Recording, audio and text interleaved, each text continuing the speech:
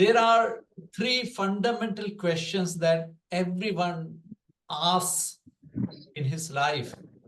Where do you come from? So that is the first question, origin. What is my origin?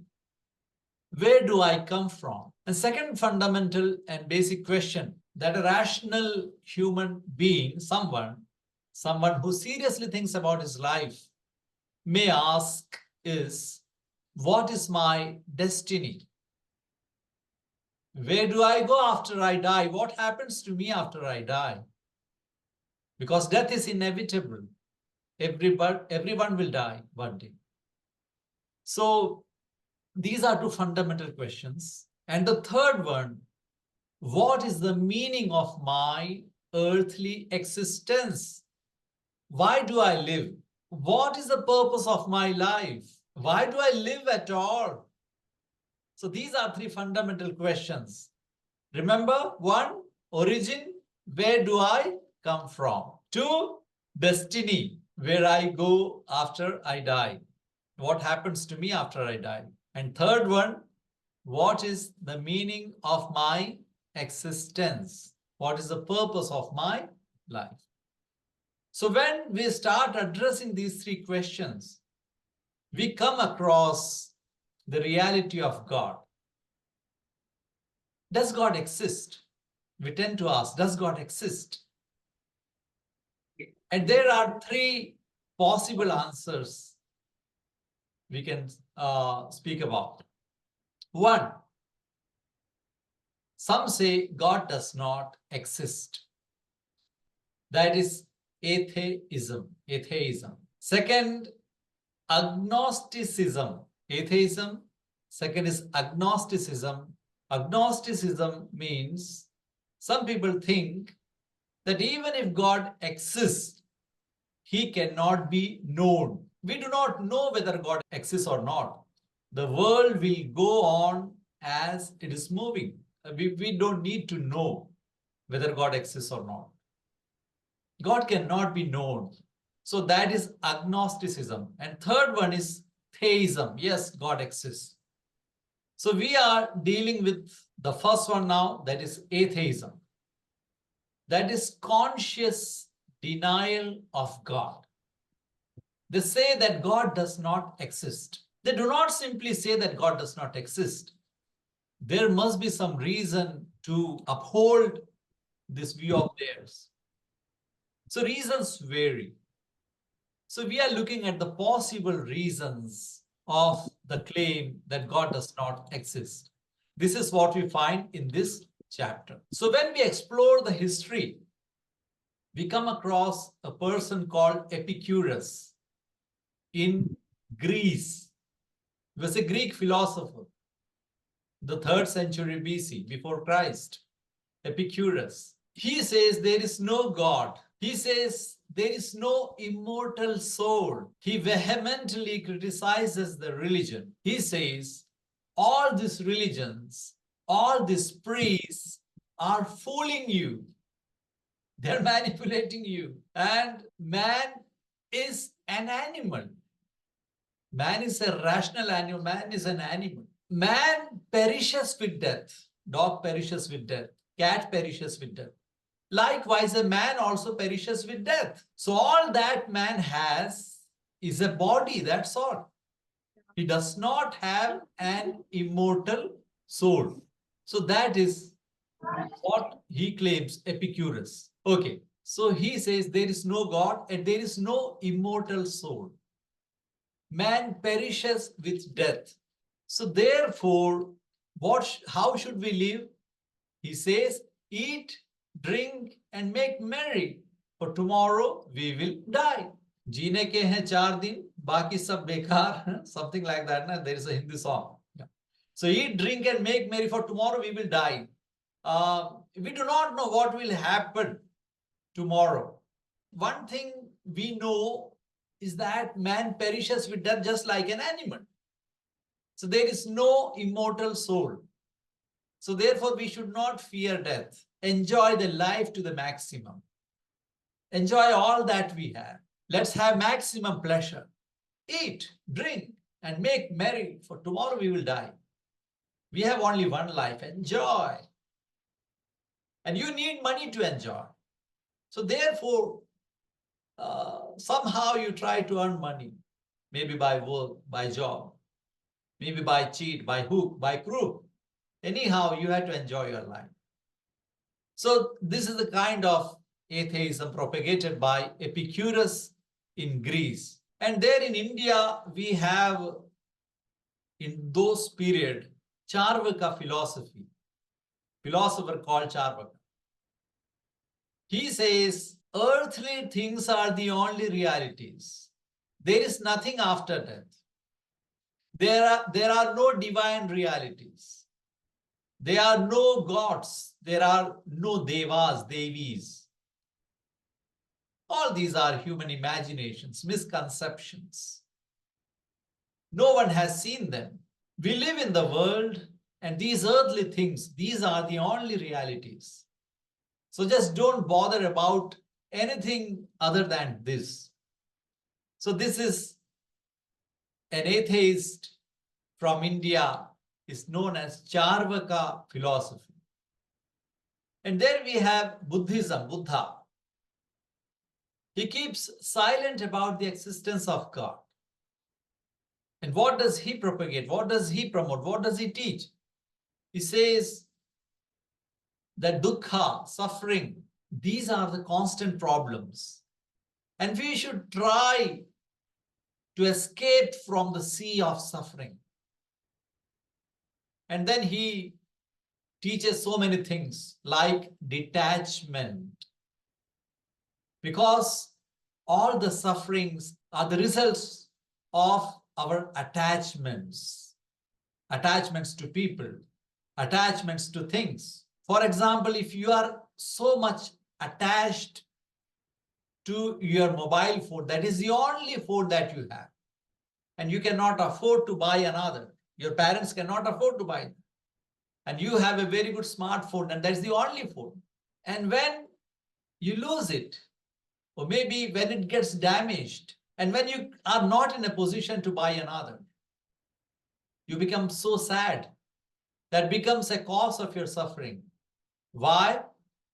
Because your happiness depends on possessing a mobile phone. So you are attached to this thing. And this attachment, according to Buddha, is the cause of all the sufferings. One of the teachings of Buddha. So therefore, you have to practice detachment. Try to escape from the sea of suffering.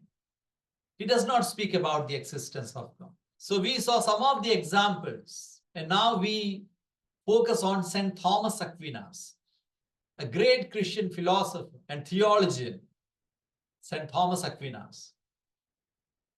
He gives two possible reasons for the conscious denial of the existence of God. He says there are two possible reasons. One, problem of evil.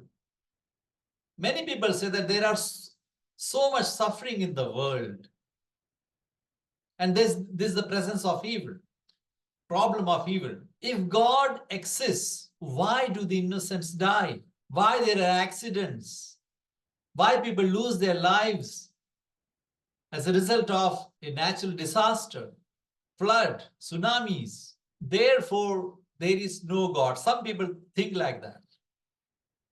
If God were there, he wouldn't allow these things to happen. Why the people of Hiroshima and Nagasaki have to die? Why the innocent Jews died in concentration camp of Hitler, Nazi camps? So some people say, because of this problem of evil, they say that there is no God. If God were there, these things would not happen to me. If God were there, my son wouldn't die in an accident.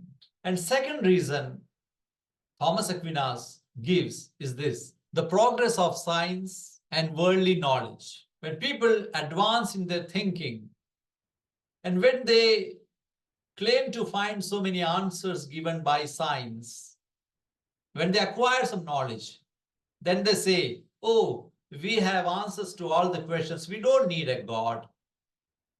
We don't require a God explanation. These are two possible reasons given by St. Thomas Aquinas. Why do people deny the existence of God? And now in this chapter, we also study various forms of atheism. Hello, are you there? Everyone, you are there? Okay, shall I continue?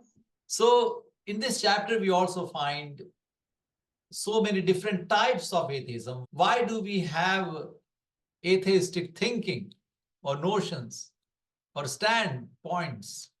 So one is science-based atheism. Auguste Comte, he says that we can find three phases in the world history. One, the origin of religion. Ancient man was afraid of thunderstorm, the lightning. He was frightened to see a roaring sea, an ocean. He was afraid to face the thunderstorms, strong winds. So therefore, he imagined that there must be a power beyond me, someone who is beyond those skies, controlling and governing my life and intervening in my life. So ancient man got afraid, and therefore he started offering sacrifices to God to please him, to placate him. Oh, don't harm me. Don't harm me. I will give you lambs. I will give you whatever you want. I will offer these my first fruits. I will offer these things. Please accept them and bless me. Please accept my sacrifice of the lamb. So this is the beginning of religion, according to Auguste Comte. And then from this initial stage, man slowly moved to use his reason, his intellect, logic. And that is the phase of philosophy. So man, when uses his reason and intellect, he now starts looking at things logically. Why should a God exist? Is there a power? Can we believe in something that is not observable? We cannot observe, we cannot touch, we cannot see, we cannot taste, we cannot smell, we cannot hear. Then why should we believe in God? So people also started thinking in that line. And the third stage, third phase is the phase of science. This is this age, science and technology. So now science can find solutions for all problems that man confronts with. The earth rotates around the sun, and so many things that we never knew are now explained by science. Science also speaks about Big Bang Theory. Science also speaks about evolution. Science tells us that the universe began 13.8 billion years ago. So science can find solutions for all problems. Now, we don't have to be like primitive people, ancient people, believing in some man as man governing and ruling from the sky. We don't need such God. So this is called science-based atheism. And then what is our response to such an argument? First, we have to acknowledge that science cannot provide answers to all the questions regarding our existence. Science can speak about how this world come into existence, how of the universe, or when of anything. But faith tries to give the answer to the question of why this universe was created, why we were created, why we are created, why we are in this world. So therefore, science and faith in God should be seen as complementary. The Bible is not a book of history. Bible is not a book of science. It was not written to give answers to the questions which science is now trying to answer. But the Bible speaks about some basic thing, that is, God is our creator, we are his creatures. God has created us for a purpose. So therefore, science and faith in God should be seen as complementary, not in opposition. Anyway, now the second basis of atheism, that is, some thinkers like Feuerbach and Sigmund Freud, they have some reasons based on psychology. Feuerbach claims, and he says, that frightened and helpless man seeks God's help for strength and protection. He says human beings are often troubled. They're frightened. At times they become helpless. They do not know where to go, what to do.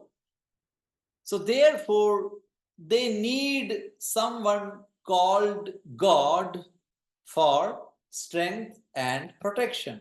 But he says that problem is this: faith in God detracts man from the obligation to make this world better. That is his claim. He says that those who believe in God, they leave everything in the hands of God. And now they shy away from the responsibilities for this world. So this is what he claims. We are not saying that these are true things. We are only discussing some of the objections against Christian faith. Second is Sigmund Freud. He says that God is simply a projection of human mind for safety and consolation. At times when someone who is so dear to us, someone who loves us, or someone we used to love, or we love, sometimes they abandon us, sometimes they betray us, sometimes they cheat on us, sometimes they are unfaithful to us. So in those moments, we feel lost, we feel disappointed, disheartened. So therefore, human mind needs someone to cling on to. We need some safety, some consolation, some security. So therefore, human mind has created an image of God. It is mind's projection. It's mind's need for safety and consolation. This is what he claims. So these are some of the thinkers who have influenced many people in the world, and because of them, many people deny the existence of God. This is what we are dealing with. Third one, social science. And here we come across a person called Karl Marx. We all know that. And he says religion and God are the opium of the people. Religion enslaves people. Belief in God enslaves people. So those in authority, these religious authorities, can use the people. They can exploit the people. People are gullible, and they can be exploited by religious leaders. So therefore, religion and God are the opium of the people. He says that faith in God is a sigh of those who are subdued by the exploitation of the capitalists, those who are downtrodden, those who are poor, those who are marginalized, those who are daily wages, or those who are unemployed, those who are least and the last. So they need God because they are subdued by the exploitation of the capitalists. But in fact, God does not exist. This is what Karl Marx says. He wants to free people from their belief in God. And likewise, there is Friedrich Engels. He also unleashes severe criticism against the established religions. Friedrich Engels. And now we move on to the next section, that is human freedom. We have been dealing, just to recap, various forms of atheism. See, what is atheism? Conscious denial of God. God does not exist. But there are many reasons to believe that God does not exist. So we are exploring those reasons. What are those reasons? First, we saw that in history we have figures like Epicurus, an atheist, then Charvaka philosophy in India, an atheist thinker, and Buddhism, whose main concern is to liberate people from the sea of suffering. And Thomas Aquinas speaks about the two possible reasons. One is the problem of evil. Second, the progress of science and worldly knowledge that makes God redundant. And now we started exploring various forms of atheism.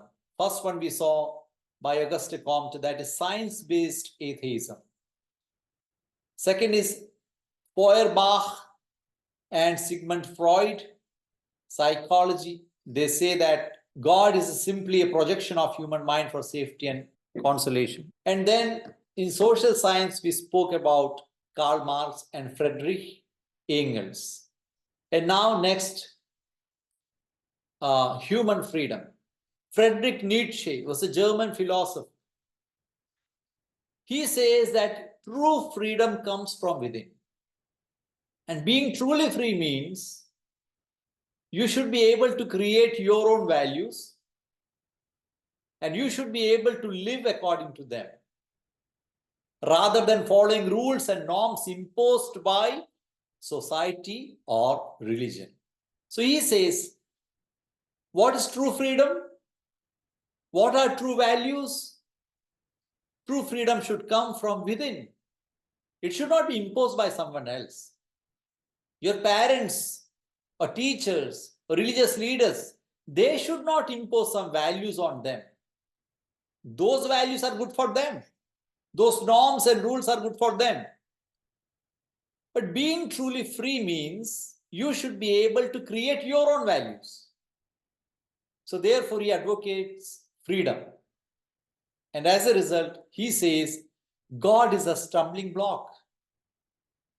Because God obstructs my freedom. He does not let me be free. So therefore, this notion of God, belief in God, is the biggest hurdle in our desire for freedom. If you want to be truly free, you have to do away with the question of God. God is the opponent of our freedom. For example, the book of Genesis, it tells Adam and Eve, do not eat from the tree of knowledge of good and evil. See, he does not let Adam and Eve be free. He wants to control. So if there is God, you cannot be free. This is what Nietzsche is claiming. So he says God is a barrier to this kind of personal freedom. Therefore, if you want to achieve true freedom, you have to come out of the bondage of belief in God. Then only you can be truly free. Then only you can create your own values. So therefore, he says that you should be able to do whatever you want to do. Then we have Jean-Paul Sartre. These are famous atheist philosophers. He also says that if God existed and created humans with a predefined purpose or essence, it would contradict the concept of true freedom. He says, if God has already written the script of your life, how can you be free? In Hinduism, we speak about fatalism. This is my fate. I cannot do otherwise. So if God has already written the script of your life, your destiny, how can you be free? This is what he asks. So therefore, he is an atheist. He invites others to reject the notion of God. He says, we have to create our purpose. We have to create our destiny. If we believe in God, our choices will be limited. Our purposes will be limited. Our actions will be limited. So anyway, we are trying to counter this opposition. We are trying to counter this claim. So we have to understand that God is not a restrictor of our freedom. God does not restrict our freedom. Deuteronomy chapter 30 verse 19. If you have, you may please read. This day I call the heavens and the earth as witnesses against you that I have set before you life and death, blessings and curses. Now choose life so that you and your children may live. So God says, I have set before you life and death, blessings and curses. Now choose life. That means God has created us as free human beings. He has given us free will. God does not want to violate our freedom. God respects our freedom. He says, I lay before you, I set before you life and death. God wants, God desires that you choose life. Like your parents, like your father and mother, they always want that you choose the right path. You do something good in your life. They do not want you to choose evil. So likewise, God desires that you choose life and you live with Him forever. But He never forces you. God respects your freedom. And that is the reason why there is evil in this world. If God were to force everyone, if God were to control everyone, there wouldn't be any evil in this world. But always remember, God is love. God is love. And the most necessary condition for love is freedom. If you love someone, you cannot force him to love you in return. You wait patiently for his or her consent, his or her yes. That's the proposal scene, isn't it? Will you marry me? We wait for the yes. We cannot force that. Love cannot be forced. So if God is love, God cannot force us. God can only desire. He wants us to be with Him. So this is a big lie that the world is telling the youth, that God obstructs your freedom. He's restricting your freedom. If you believe in God, your freedom will be limited. No, that's a big lie. So since God loves us, He respects our freedom. He does not force us to be in heaven with Him.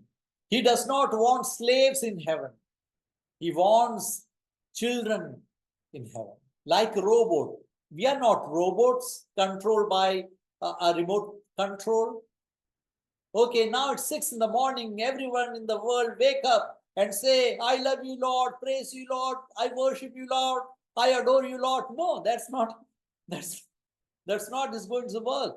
He respects our freedom. So God is not restricted of freedom. True freedom is found in living according to God's will. True freedom does not mean that you can do whatever you want to do. No. True freedom means to do what you ought to do, what God wants you to do. And God always wants you to do the best thing. Always He wants you to do good. So true freedom does not mean that you can do anything, whatever you want to do.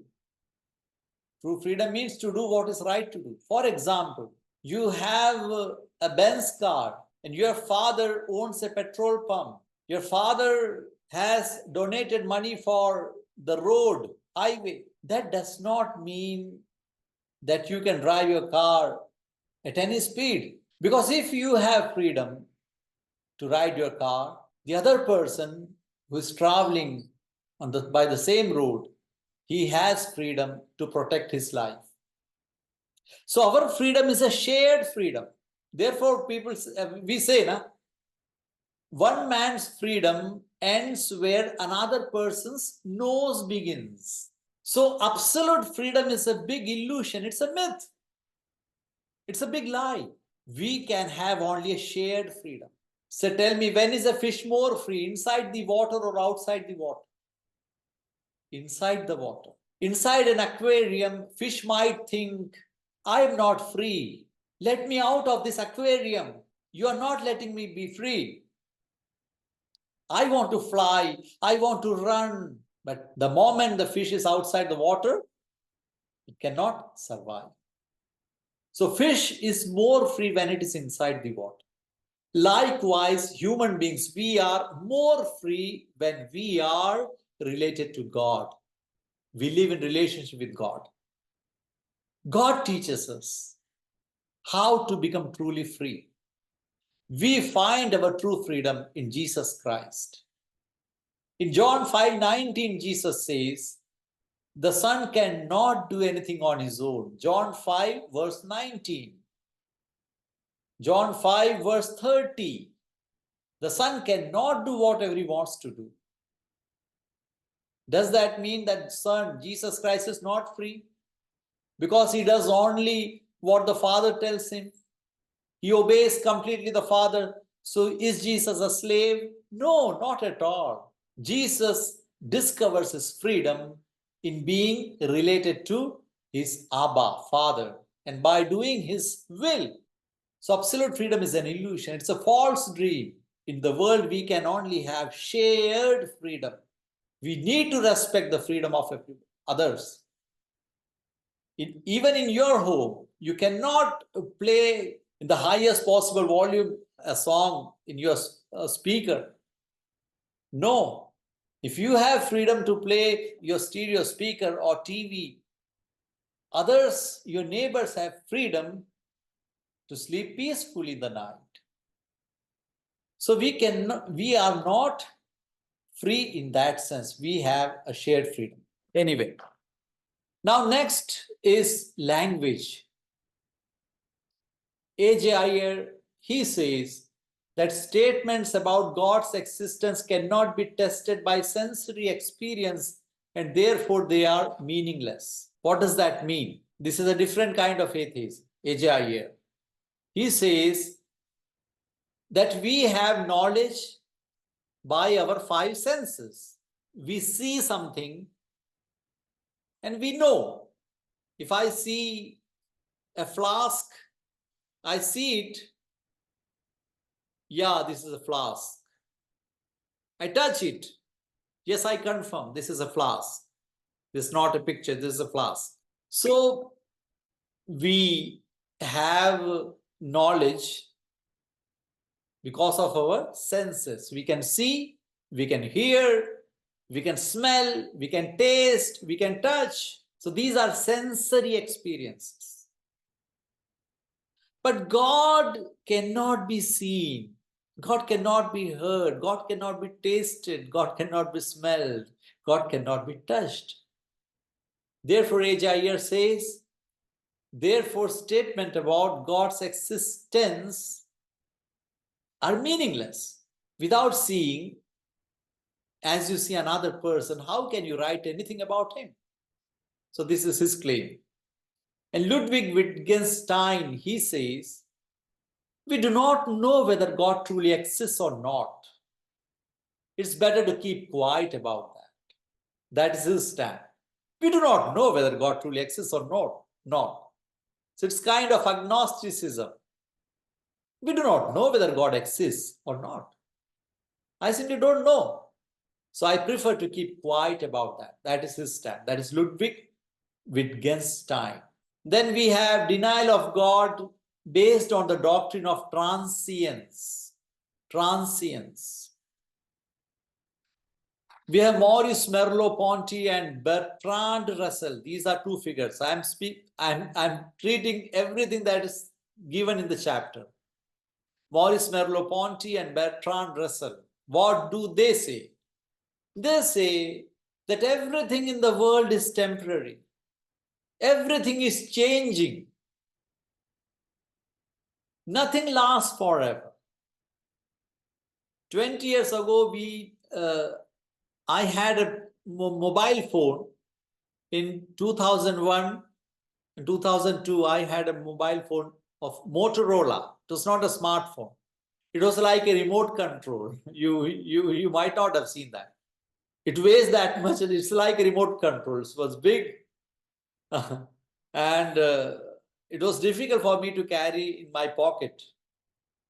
And see, you haven't seen those kind of telephones, mobile phones. You have seen only smartphones. See how fast the world is changing. Nothing lasts forever. And in another 5 years or 10 years, we'll find something more innovative. And these will be things of the past. We won't require them again.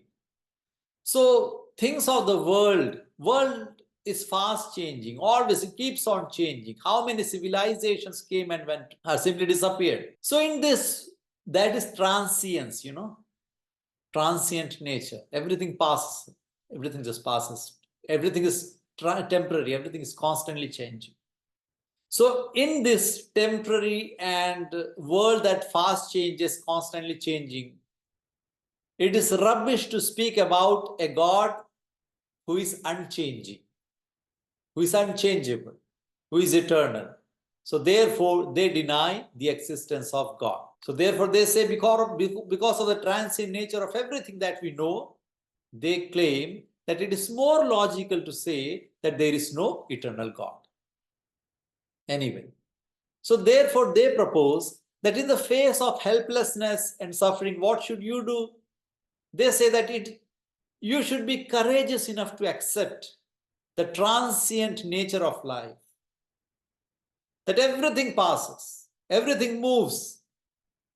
So therefore, instead of depending on God, relying on God for security, for consolation, comfort, you should be honest enough, you should be courageous enough to face those challenges. This is what they claim. Instead of seeking comfort in the notion of an eternal, unchanging God, we should bravely confront the reality of our existence. This is the type of atheism that we find in these two philosophers. And now there is another philosopher, Albert Camus, S is silent, Albert Camus. He says, belief in God and an afterlife is a way of running away from the moral responsibility, shying away from the moral responsibility. You can find all these names in this chapter. So Albert Camus, just one sentence is in. According to him, belief in God and in a life after death, an afterlife, is a way of evading the moral responsibility. That means if you believe in God, you do not want to take up the responsibility for anything. Oh, God will take care of this. God will invent something. Oh, this is done by God. This is God's will. So therefore suffer it. So Albert Camus says this is what happens when you believe in God. If you deny the existence of God and that there is a life after death, you will become a free person. You will be more responsible in this world. So what is our response to all these claims? What is Christian response? Those are the claims by atheist philosophers. But we are responding to these and we are saying, no.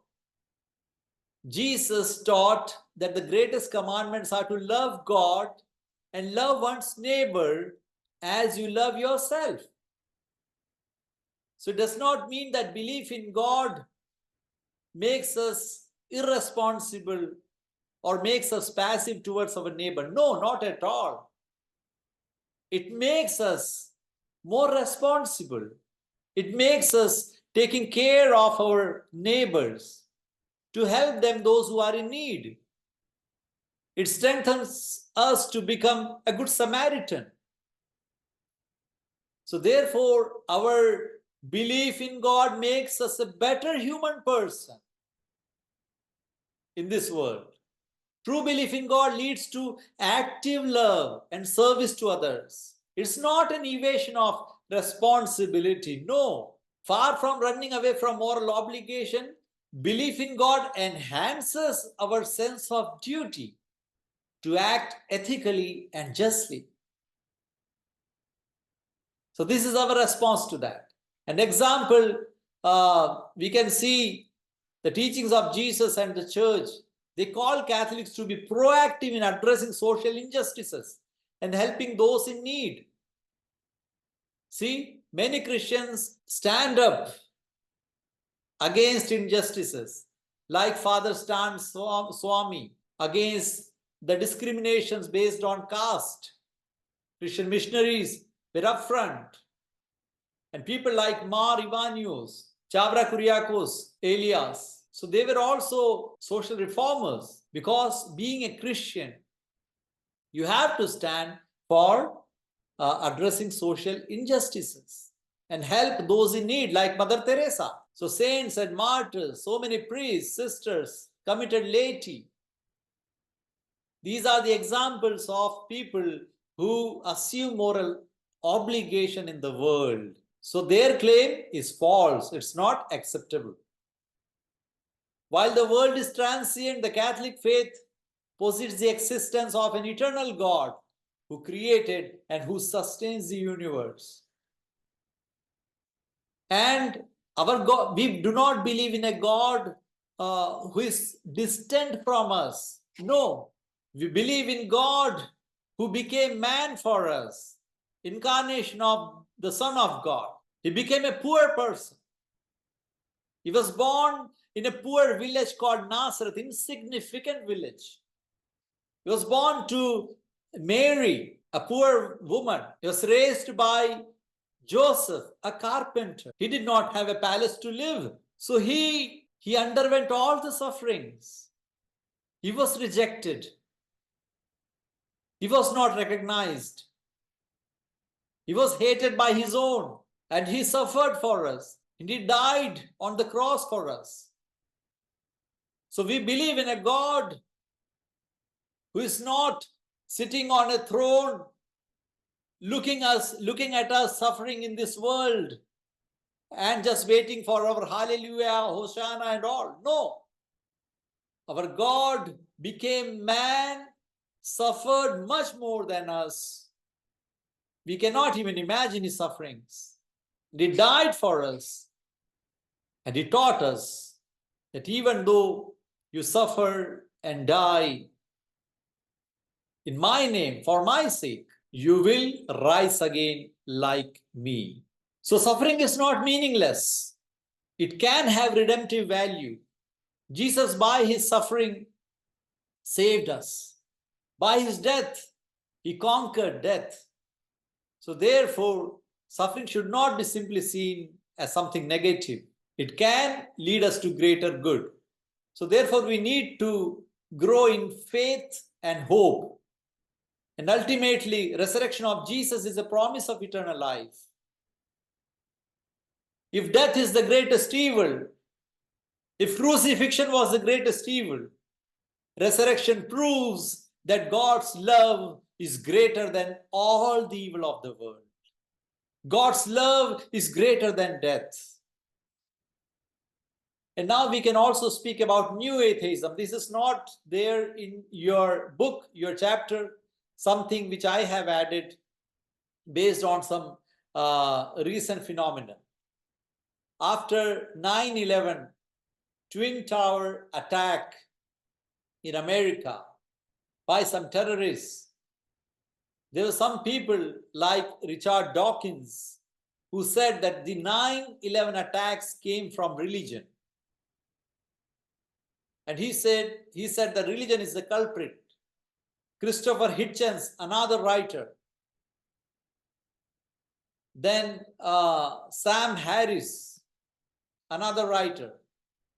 And then Daniel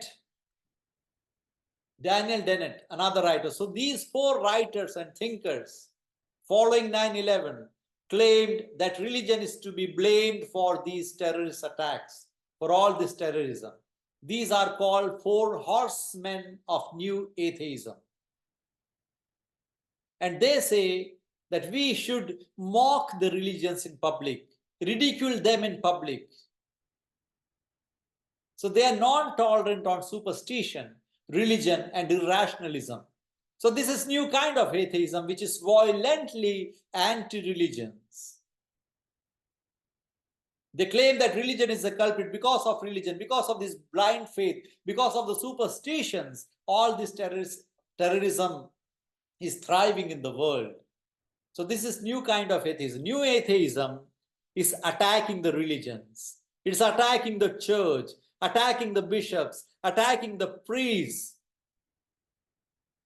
purposely. It's planned attack on religion. And they are using media, they're using the power of media to misguide the youth. And they will propagate, they will circulate a lot of blatant lies. Jesus Christ is a myth. There was no person called Jesus Christ. It is all created by some people. Religions, it's all money-making business. They're fooling you. They're exploiting you. So all these kind of things are propagated by this new atheist group through internet and social media. In Kerala, we have Ravi Chandran, and they ask ridiculous questions like, if God created the universe, who created God? And many youth become their followers. Oh, yeah, that's interesting question. So they often forget that this is such a baseless and ridiculous question. If God created the universe, who created God? See, this question is baseless. Why? Because who created God? This question presupposes that God also is created. That means God also is creature. No, that's wrong. We do not believe in a created God. We believe in a God who is a creator. God is not created. If he is created, we will not call him God. We will not worship him. God cannot be created. God is the creator. God must be self-existent. So it's like asking a wrong question like this. If Leonardo da Vinci painted Mona Lisa, who painted da Vinci? If Leonardo da Vinci, the painter, painted this painting called Mona Lisa, who painted da Vinci? So that question, if God created everything, who created God, is somewhat like this. These are two different categories. Mona Lisa is a painting, it's not a living human being, but Da Vinci is a human being. One is a living human being, another is a painting. These are two different categories. So likewise, God is the creator and everything else. We are all his creation. We are created. So God, by definition, should be uncreated. God is creator, not a creature. He must be uncaused, first cause. He must be self-existent. He must be necessary. He must be eternal. He must be timeless, spaceless, immaterial. God never began to exist because he is eternal. And therefore, God requires no cause for his existence. This is our response to them. He has always existed. But the universe is not eternal. It has not always existed. And now we move on to the next section, that is Christian atheism. We'll deal with that now. Can you see Christian atheism, Mr. Shaji? Yeah. Okay, so we speak about now Christian atheism.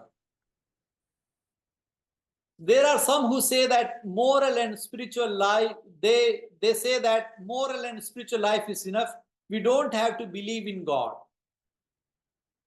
Because of the presence of evil and the sufferings that man has to face in the world, these people claim that God does not exist. People like Hamilton, Van Buren, Don Cupid, they say that there is so much evil in the world.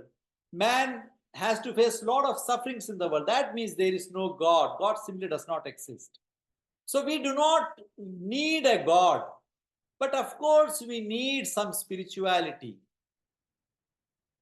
Religion is not necessary, but spirituality is necessary. Why? To transform our personality, to improve our life situations, to experience mental peace and inner joy. So these kind of spirituality, somewhat like Sri Sri Ravi Shankar, Art of Living, New Age spiritualities. So they say that you don't have to believe in God, but you can be a spiritual person. So these kind of thinkings we can see in this world. So what is our response to them? A spiritual life without God is like building up a house without foundation. If you build a house without foundation, it can easily be demolished even by a simple wind. It cannot withstand the attacks, storms, winds. And then there is practical atheism. We find some people, they are indifferent. They're not at all bothered about whether God exists or not. No, who cares? I have to be a breadwinner for my family. I have to work day and night. God is not going to provide. I will have to study. I will have to look for my job. I will have to earn money. So God exists or not, that is none of my business. I don't care. This kind of indifference. Practical atheism. That person might be baptized in the church, but that person does not practice his religion. He does not simply bother about that. And one of the chief causes is, now when people have money, enough wealth, they don't require God. If they are healthy, they don't need God. So this attitude is called secularization. Secularization, a worldly mind, worldly attitude. So focus is on wealth, power, position, comforts of life, worldly affairs, and pleasure. So slowly and gradually, this has invaded our Indian youth because of the influence of westernization. Because now the world is a cyber village. We have easy contacts through internet with any person anywhere in the world.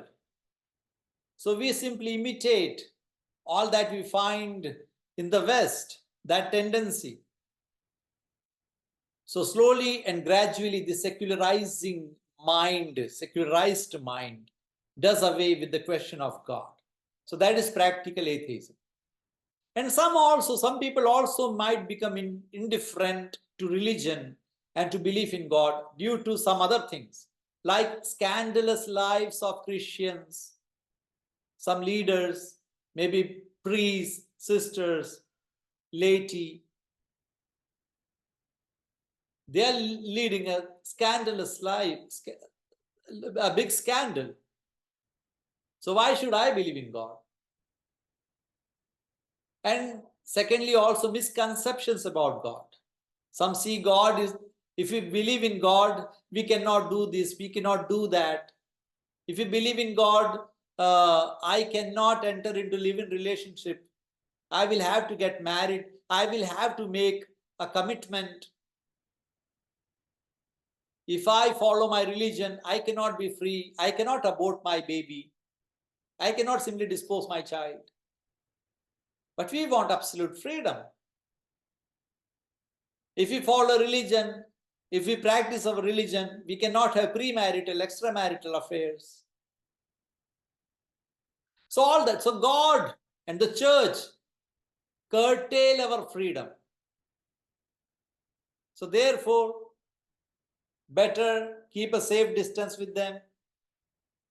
Then we'll be free. We can do whatever we want to do. Then God, misconception about God as a cruel judge who is simply waiting to punish us in hell. So therefore afraid of that kind of God. So therefore some people become indifferent due to these reasons. Anyway, so now we have addressed all sort of notions about atheism. Now we are trying to give Christian response. We already gave some responses, but now we want to say, why do we believe in God? So we shall focus on Thomas Aquinas, the greatest mind in the Catholic Church, who came up with these 5 ways to prove God's existence. So one of them is theory of motion. Everything that moves is moved by something else. Everything that moves is moved by something else. So therefore, there must be a first mover that started everything. And thus, that first mover is God. For example, in a football stadium, there is a football. If you kick it, it starts rolling. So there must be someone to kick it, to set a motion. So therefore, everything that moves must have been moved by someone or something else. So if you think like that and go on and go on and go on, we come to a point, the first point, where there must be someone who started, who set the first kick, the first mover. That first unmoved mover is what we call God. For example, if we endorse the Big Bang theory, that primeval atom, the tiny, dense, hot point which exploded and then expanded and then cooled down, resulting in the formation of galaxies and stars. What is that power or force that caused this explosion? Who is that behind that movement? That mover is what we call God. And I would like to remind you, this Big Bang theory was not proposed by an atheist, but by a Catholic Belgian priest, Father George Lemaitre, who was also a physicist. See, science and faith can go hand in hand. And if a kite is flying, there must be someone who launched it into the air. So that is theory of motion. Second, cause and effect. If you see smoke somewhere, you should assume that there was a fire. Fire that caused this smoke. If you only see the smoke, there must be fire which is now unseen to you, which might be unseen to you. So when we think about cause and effect, so everything has a cause. So therefore, when we go on and on and on to the first point, there must be a first cause that started everything. This first cause must be uncaused. It must not be caused by something else. That first cause, uncaused first cause, is what we call, who we call God. When you see a mango tree growing with mango fruits, why? Because there was someone who planted the seed. Even though you do not see him, even though you did not see him planting the seed, but when you see a mango tree, you can conclude that there must be someone who planted the seed. So if you have an effect, there must be a cause. Third is contingency. Think about how you exist. You are here in this world because of your parents. And your parents are here in this world because of their parents. And they because of their parents and their parents and their parents. It goes on and on and on and on until you reach the first parents. So you depend on your parents depend on their parents.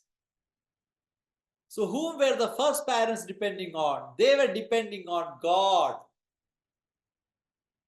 And God must be independent. He should not depend on anything else or anyone else. So that necessary being is whom we call God. Fourth point is perfection. We speak about good, better, best, beautiful, more beautiful, most beautiful. So when we speak that language, we are comparing things. So why do we compare things? Because we have an idea of a perfect example. So Aquinas says the most perfect being we can think of is God, of whom nothing greater can be conceived.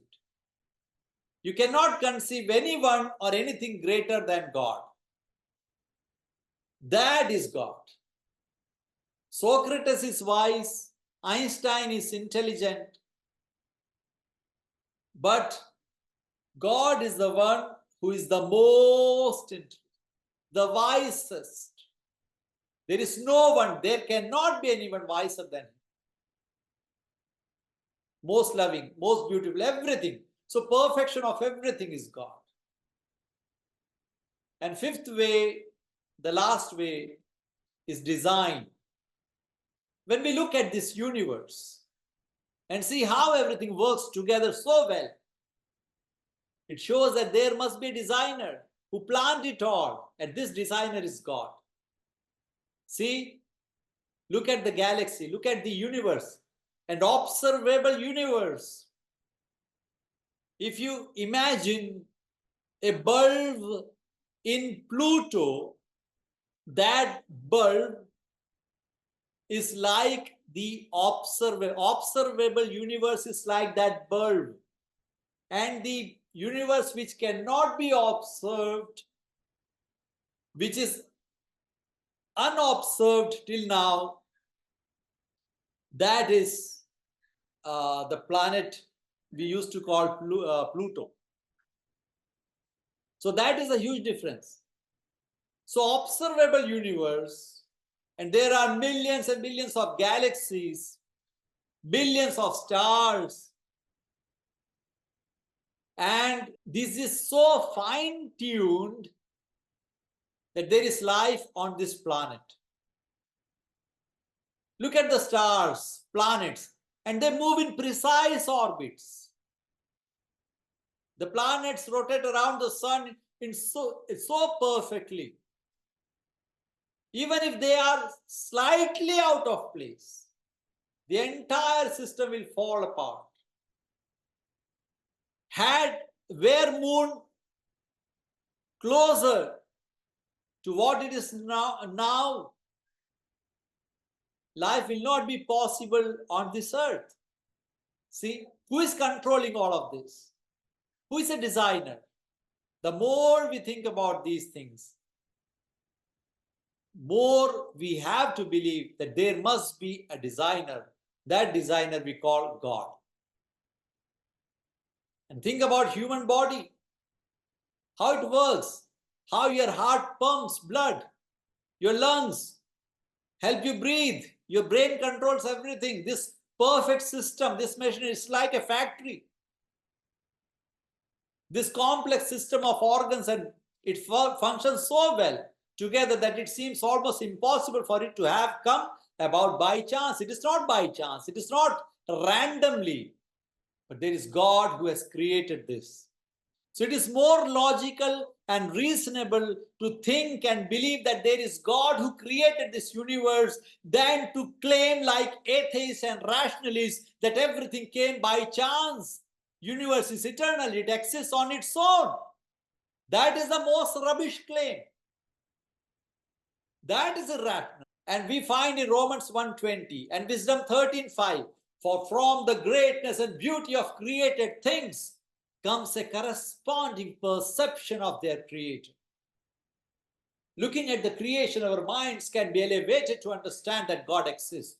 Catechism of the Catholic Church, number 15. And St. Augustine says, you must desire to transcend himself. We want to move beyond ourselves. And St. Augustine prays, O Lord, you have made us for yourself. O Lord, our heart is restless until it rests in you.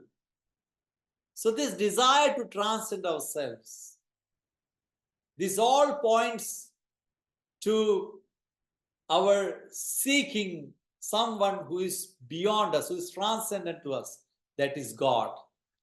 So these are,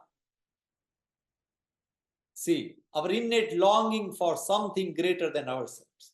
So these all point to the existence of God. So this is how we conclude this chapter. I know it was a bit difficult, but yes, of course, you are bright students. You pray to the Lord, and He will definitely. You should always pray Ephesians 1 verse 17. Ephesians 1:17. Before you study anything, before you go to school, before you go to college, every day, the morning when you wake up, the first prayer should be Ephesians 1:17. Oh Lord, give me wisdom, the spirit of your wisdom. Always pray for that.